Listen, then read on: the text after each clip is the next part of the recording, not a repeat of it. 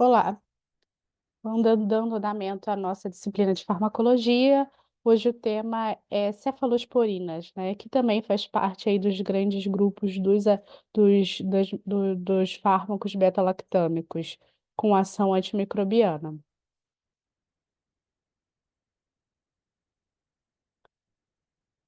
Em comum, como a gente pode representar aqui nesse slide, né, o anel beta-lactâmico é o núcleo aí central realmente também da cefalosporina, responsável pela atividade antimicrobiana, tá?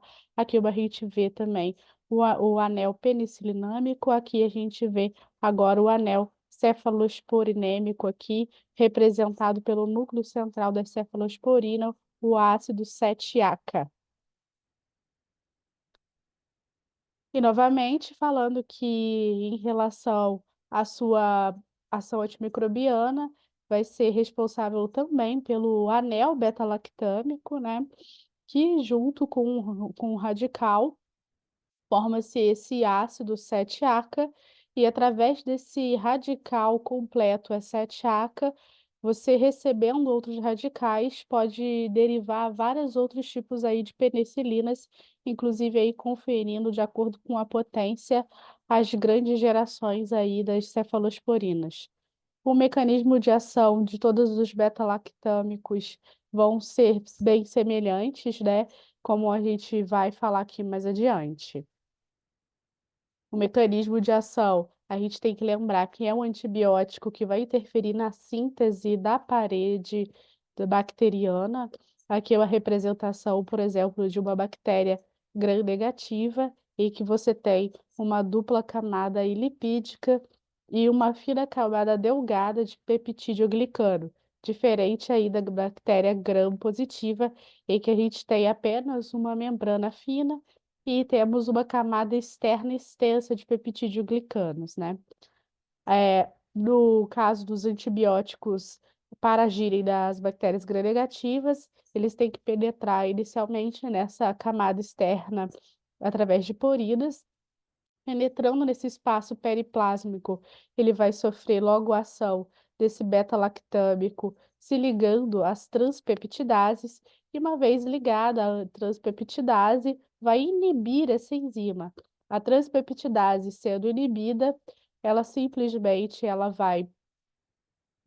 não vai mais ancorar aquelas camadas de peptídeo-glicanos, fazendo com que fique frouxo todo esse ancoramento de todos os peptídeo-glicanos aqui, havendo de certa forma, uma frouxidão ali dessa forma rígida da bactéria, e com isso, em breve, aí ela vai sofrer lise celular. É um antibiótico que surgiu logo após aí as penicilinas, principalmente aí depois de 1960, e foi surgindo cada vez mais classes, cada vez mais descobertas, e de acordo com o espectro de ação em que vai se ganhando mais ação, eles foram sendo divididos em gerações, tá? Mas uma coisa é fato, né? A cefalosporina, ela já veio no intuito já de combater aquelas bactérias, principalmente aquelas gram-positivas também, que já tinham algum problema em relação à produção de penicilinase. Então, a cefalosporina veio nesse intuito de combater essas infecções. Aqui, como a gente fala também das penicilinas, as cefalosporinas foram originadas também de culturas de fungos, né? Agora, no caso, os cephalosporum, né? A cultura do fungo. E eu sempre coloco essa imagem de onde foi realmente isolado o fungo, geralmente foi aqui na costa da Itália. Essa costa da Itália, percebia-se que o fungo, crescia principalmente em locais em que se derivava até realmente água de certa forma poluída com esgoto ali. E aí conseguiram isolar o fungo, que era responsável por uma inibição também bacteriana, assim como o fungo, né, o Penicillium, né, que originou aí, no caso das bactérias, no caso dos primeiros antibióticos, as penicilinas. Como características, né, importantes da cefalosporina, é a classe de antimicrobiano que desde seu advento aí na década de 60 até hoje a classe com certeza é a mais utilizada, tá? É utilizada por uma gama de variedades e uma infinidade de doenças aí, tá? É sem dúvida, por isso ganha essa grande importância médica. A gente tem cefalosporina também, tanto para uso oral, tanto para uso venoso. E vem com uma comodidade muito maior que a gente não tinha, por vezes, em algumas aplicações, principalmente venosa das penicilinas. Que a maioria das penicilinas venosas, a gente teria que fazer elas por um curto período menor. E com a cefalosporina, você consegue, na verdade, às vezes fazer dose única diária, ou às vezes 2 a 3 vezes aí ao dia, diferente, por exemplo, de uma penicilina cristalina, que você tinha que fazer de 4 em 4 horas, por exemplo. É, Além disso, são antibióticos que têm baixíssima toxicidade, a maioria deles não tem contraindicação, até realmente, por exemplo, no uso em gestantes, tá? E também um perfil farmacocinético extremamente favorável. Poucos deles são eles não são, na sua gama, maioria das vezes, tóxico, né? Por mais que eles sofrem alteração no seu metabolismo e sua excreção renal, alguns necessitam de ajuste, mas raramente a gente vai ouvir de questões aí tóxicas com reações graves, por exemplo, como uma nefrotoxicidade ou uma ototoxicidade ou uma toxicidade neurológica importante, como algumas outras classes de antibióticos que a gente vai ver com certeza aí adiante. E como eu falei, né? A cefalosporina, desde o seu advento, desde a sua descoberta, vai se cada vez mais descobrindo e mudando radicais, e elas foram agrupadas aí em grandes gerações. A gente considera principalmente da primeira, quarta geração, que elas foram ganhando espectros. Aqui a gente tem representado uma quinta geração, mas diferente do que eu falo em ganhar espectro, essa quinta geração, na verdade, são antibióticos que têm um espectro até muito pequeno. Alguns livros eles trazem como nova cefalosporina e nem classificam eles como quinta geração, porque não são antibióticos de largo espectro, por exemplo, como uma da quarta geração, que é o cefepime. Porque geralmente esses novas cefalosporina, elas foram criadas no intuito de ser um tratamento muito específico a determinados agentes patogênicos que têm já algumas ações de resistência, como, por exemplo, infecções estafilocóccicas já por germe resistente, principalmente aquele resistente aí à oxacilina, o MRSA, tá? Então, às vezes, alguma tratamento, uma pneumonia, por exemplo, com tratamento num foco, num germe MRSA, aí o uso de boa cefalosporina de quinta geração podendo ser utilizada. Mas vamos discriminar cada geração, que eu acho que é o tema assim, mais importante realmente da cefalosporina, a gente entender todo esse espectro de ação e essas aplicabilidades aí, que a gente tem que ficar bem ciente disso, né? Vamos falar da cefalosporina aí de primeira geração, que de uso oral a gente tem a cefalexina, e a gente tem de uso oral a cefadroxila, uso venoso a gente tem a cefalotina e a cefazolina aí de uso venoso. Ambas com um espectro maravilhoso para gram-positivos e para gram-negativos praticamente não há ação.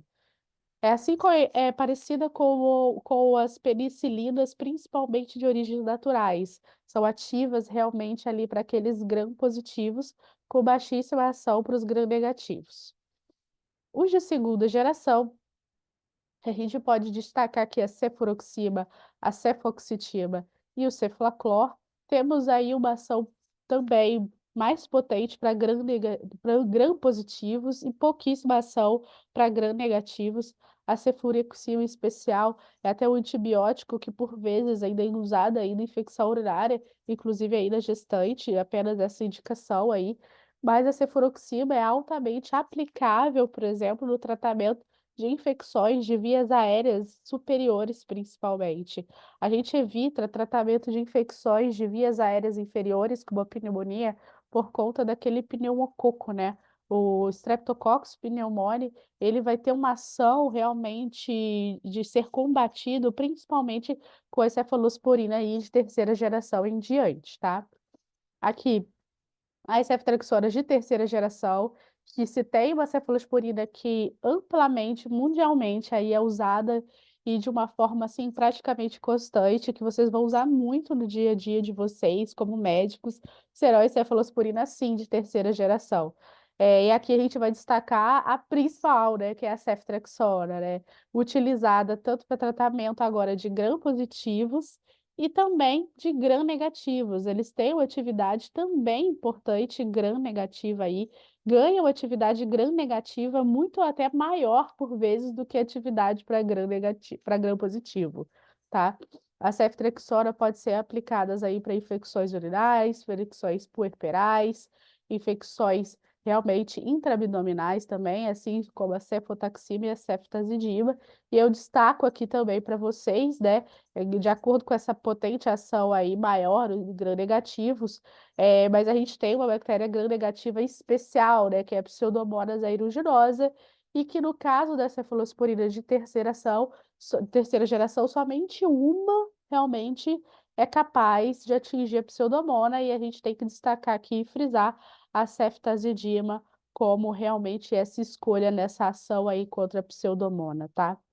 Já a quarta geração, ela vem resgatando novamente aquela ação em que a terceira geração perdeu sobre os gram-positivos, uma ação potente aí para gram-positivos, uma ação potente para gram-negativo, de todas as cefalosporinas, né? Na verdade, a que menos induz aí resistência é a cefepime, a cefalosporina aí de maior potência, tanto é que se a gente for equivaler ela a uma penicilina, a gente equivaleria ela com a piperacilina tazobactam, tá? Seria mais potente aí penicilina, a gente falando em maior potência aí da cefalosporina, o cefepime. Então, no tratamento principalmente de um paciente imunossuprimido, em que precisa de uma ação bactericida muito importante e de grande espectro de ação, o cefepime é a droga de escolha realmente para a gente usar, por exemplo, numa neutropenia febril, tá? E novamente falo das novas cefalosporinas, que alguns livros traz com essa nomenclatura, não trazendo para a gente como quinta geração a ceftarolina e o cefbiprole, mas não por serem agentes de largo espectro que eles não são. Eles têm ação em apenas algumas bactérias selecionadas aí, geralmente que já tem um componente aí de droga resistente.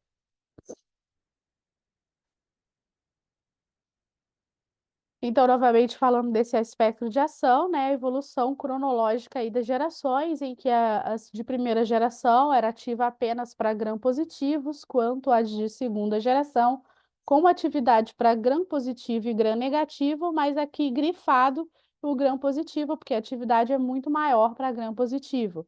Logo, a terceira geração, com atividade para gram-positivo, com atividade para gram-negativo, mas grifado aqui sendo uma ação maior para gram-negativos agora. Por isso, a boa aplicabilidade aí e algumas infecções, por exemplo, abdominais. E destacando também, que acabei não comentando, que a terceira geração em diante são gerações aí que têm uma penetração intracerebral muito bom. Por exemplo, tratamento focado para Neisseria meningite, às vezes também para Neisseria gonorreae, é realmente aí a ceftriaxona, tá? E aí, de quarta geração, a gente volta, na verdade, com uma grande potência aí, tanto para gram positivo quanto para gram negativo. Por isso, a boa aplicabilidade do cefepime aí para tratamento de infecções em pacientes imunossuprimidos, por exemplo, no tratamento aí de neutropenia febril. E a quinta geração, vindo com foco, por exemplo, em bactéria resistente, aqui a gente destaca o estáfilo aí meticilino resistente. E esse é a nossa tábua, que a gente vai ver a partir de então, a nossa tábua, a maioria dos antibióticos, a gente traz isso para vocês. A tábua de aplicabilidade aí dos usos, por exemplo, aqui no caso da cefalosporina das gerações, né? As cefalosporinas de primeira geração, as orais, a cefalexina, a cefadroxila, aí a cefalotina e a cefazolina ali como agentes intravenosos, né? Então, a boa aplicabilidade para infecções por gram-positivos, e a gente pode destacar que tipo de infecção para gram-positivos, principalmente aquelas infecções também ali oriundas do tecido cutâneo, né? Erisipela, celulite, a sua aplicabilidade, né? As de segunda geração, que pegam, na verdade, esses gram-positivos, com uma extensão bem pouquinha de gram negativo, mas principalmente só para aqueles germes mais bobinhos, né, que são germes principalmente da comunidade. Aí eu destaco, inclusive, né, a possibilidade de você usar uma cefuroxima como um tratamento aí de infecção urinária, por exemplo, na gestante, né? Infecção urinária, você poderia sim usar ali a cefuroxima, tá? E não é o antibiótico de escolha para tratamento de pneumonia, pela questão, né, do pneumococo aí, que costuma ser mais resistente. Então, por isso que daqui da terceira geração em diante, a gente tem um asterístico, terceira geração e quarta geração, porque eles têm atividade para o pneumococcus, Streptococcus pneumoniae. Então, se eu pensei em tratamento de uma pneumonia que o paciente entrou com uma certa gravidade, vai precisar internar. Essa pneumonia comunitária, eu tenho que cobrir esse Streptococcus pneumoniae, então eu não posso usar uma cefalosporina aí de primeira ou segunda geração, tem que usar de uma terceira geração aí em diante, terceira aí ou quarta geração. Geralmente o que a gente vai usar esquema empírico é de terceira geração, seria a ceftriaxona, que ganha essa atividade aí para gram positivos, mas uma atividade um pouco menor que as outras, né, que a gente vê, né? E aqui uma atividade um pouco maior para gram negativos, inclusive pegando alguns germes realmente ali, uma espectro maior de gram negativos, né? E sem comparar, né, dessa tábua aí de espectro de ação, a cefalosporina de quarta geração com grande abrangência aí para gram-positivos e gram-negativos, por isso que é o antibiótico focado para o paciente neutropénico febril, ele é de largo espectro mesmo, né? E aqui, ó, em contrapartida, as novas cefalosporinas que vem surgindo depois da década de 80, ceftarolina, cefbriprole, que recentemente só foi a partir aí depois de 2010, mais ou menos, que o Brasil começou a importar também essa cefalosporina, mas só com foco de tratamento de alguns germes especiais. Não é por abrangência a grande espectro de ações, e sim para tratamento de infecções por germes focados em resistência. Quanto a mecanismos de resistência, né, o antibiótico mais usado aí na prática médica, e eu tenho que destacar para vocês que sim, já temos muitos antibióticos, muitas bactérias já que são resistentes também à cefalosporina. A gente tem um grande problema de alguns mecanismos de resistência, alguns deles por expressões gênicas de algumas cepas bacterianas e algumas que também adquirem resistência na verdade, por transmissão aí de plasmídeos também. Mas que eu posso destacar para vocês que o principal problema aí é a produção de beta-lactamases também, que seria, no caso, focado para a cefalosporina, produção de cefalosporinases, né? As cefalosporinas, no geral, elas são indutoras de beta-lactamases, principalmente aquelas infecções por gram-negativos. Os gram-negativos é a principal forma de resistência bacteriana dos gram-negativos, é principalmente produção de beta-lactamases. Já de alguns gram-positivos, existe a possibilidade de alteração do sítio estrutural ali da proteína ligadora, por exemplo, do beta-lactâmico, ou no caso que a gente chama de penicilina, né? Que vai ser a proteína ligadora também aí da cefalosporina, né?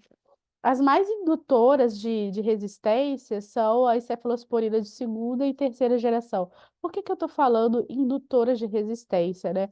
Algumas bactérias, por exemplo, o Citobacter, Enterobacter, Serratia, Proteus, eles vêm com essa característica, eles são gram-negativos, que vem com uma característica genética deles, no cromossoma deles, que geralmente é um gene que fica inativado e na presença de uma cefalosporina, geralmente ele começa a ativar essa expressão gênica a formar beta-lactamases. A gente chama, na verdade, até de bactérias que são expressoras de resistência AMP-C, que a gente chama até, né? E algumas outras também são selecionadas, né? Na verdade, por plasmídios, né? Essa geralmente a gente pega uma bactéria que a gente chama de ESBL, né? Ou seja, a própria presença do antibiótico, ele pode induzir, inclusive, resistência, tá? Enquanto a gente, na verdade, em termos de potência, como a cefalosporina de quarta é a mais potente de todas, a gente também considera ela que é a menos indutora aí de possível resistência. Por isso, essa indicação de você usar a cefalosporina no tratamento, né? Então, e ficar de olho durante o tratamento, porque às vezes a bactéria se mostra inicialmente sensível e no tratamento, 3, 4 dias depois, você vê o paciente novamente ali declinando uma piora, porque provavelmente está com uma bactéria aí que não foi vista inicialmente, mas ele tinha um potencial de expressão, por exemplo, gênica, que na presença do antibiótico ele começou a produzir beta-lactamase. Vou dar uma pausa aqui e a gente termina aí na próxima parte 2 aí do nosso vídeo, ok?